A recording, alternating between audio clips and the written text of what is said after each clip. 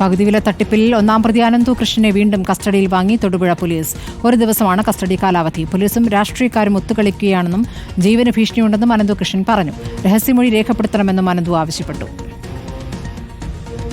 അദ്ദേഹം NGO കോൺഫെഡറേഷൻ്റെ chairman ആയിരുന്നല്ലോ. അദ്ദേഹം സ്വാഭാവികമായിട്ട് അദ്ദേഹവുമായി ബന്ധപ്പെട്ടുള്ള പദ്ധതി ആയതിനാൽ അദ്ദേഹം അതിനകത്ത് വന്നിട്ടുണ്ട്. സ്വാഭാവികമായിട്ടും തൊടുപുഴ സ്റ്റേഷനിലേക്ക് വരുമ്പോൾ എനിക്ക് അതിനകത്ത് ഭയമുണ്ട്. കാരണം ജില്ലയിൽ നിന്നുള്ള വിവിധ രാഷ്ട്രീയക്കാരുമായി ബന്ധപ്പെട്ടുകൊണ്ടുള്ള പേരുകൾ പുറത്തു വന്നിരുന്നു. തൊടുപുഴ സ്റ്റേഷനിലെ വിവിധ പോലീസുകാർ ഇതിനോടകം ഫോർമൽ അറസ്റ്റുമായി വന്നിരുന്ന സമയത്ത് പോലും എനിക്ക് ഭീഷണി ഉണ്ടായിട്ടുണ്ട്.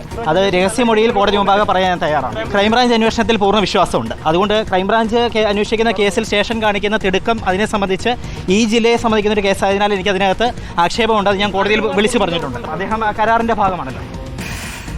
സന്ദീപ് രാജക്കാട് വിവരങ്ങളുമായി. സന്ദീപ്, ഇപ്പോൾ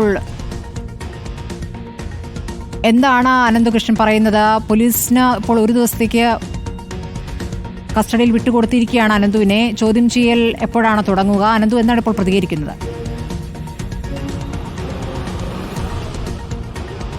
സ്മൃതി പരുത്തിക്കാട് ഇന്ന് ഉച്ചയോടുകൂടിയാണ് അനന്തു കൃഷ്ണനെ തൊടുപുഴ മുട്ടം കോടതി ഒരു ദിവസത്തേക്ക് തൊടുപുഴ പോലീസിന്റെ കസ്റ്റഡിയിൽ വിട്ട് ഉത്തരവായിരിക്കുന്നത്. ഈ ഇളംദേശം സീഡ് സൊസൈറ്റി രജിസ്റ്റർ ചെയ്ത കേസുമായി ബന്ധപ്പെട്ടാണ് ഇപ്പോൾ തൊടുപുഴ പോലീസിന് അനന്തുവിനെ ഒരു ദിവസത്തെ കസ്റ്റഡിയിൽ കൊടുത്തിരിക്കുന്ന 6 കേസുകളാണ് ഇവിടെ രജിസ്റ്റർ ചെയ്തിട്ടുള്ളത്. പക്ഷേ അനന്തു ഇക്കാര്യങ്ങളെല്ലാം തന്നെ കോടതിയിൽ വിളിച്ചു പറയുന്ന ഒരു സാഹചര്യം ഉണ്ടായിരുന്നു. ക്രൈംബ്രാഞ്ച് അന്വേഷണം നടത്തിക്കൊണ്ടിരിക്കുന്ന ഒരു കേസാണ്. അതിൽ പോലീസിന്റെ കസ്റ്റഡിയിൽ വിടുന്നത് ശരിയല്ല, പോലീസ് കസ്റ്റഡിയിൽ വിടരുത്, രാഷ്ട്രീയക്കാരുമായി ബന്ധപ്പെട്ട് രാഷ്ട്രീയക്കാരുടെ പേരുവിവരങ്ങൾ പുറത്തു വന്നിട്ടുള്ളൊരു കേസാണ്.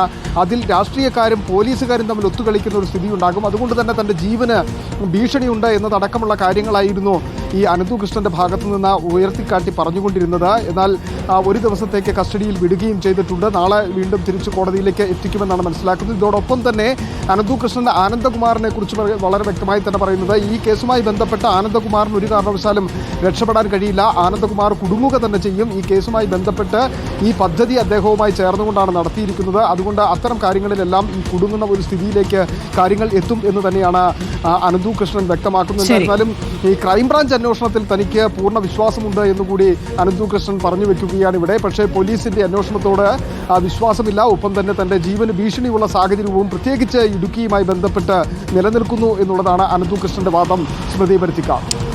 സന്ദീപ് രാജാക്കാടാണ് വിവരങ്ങൾ നൽകിയത്.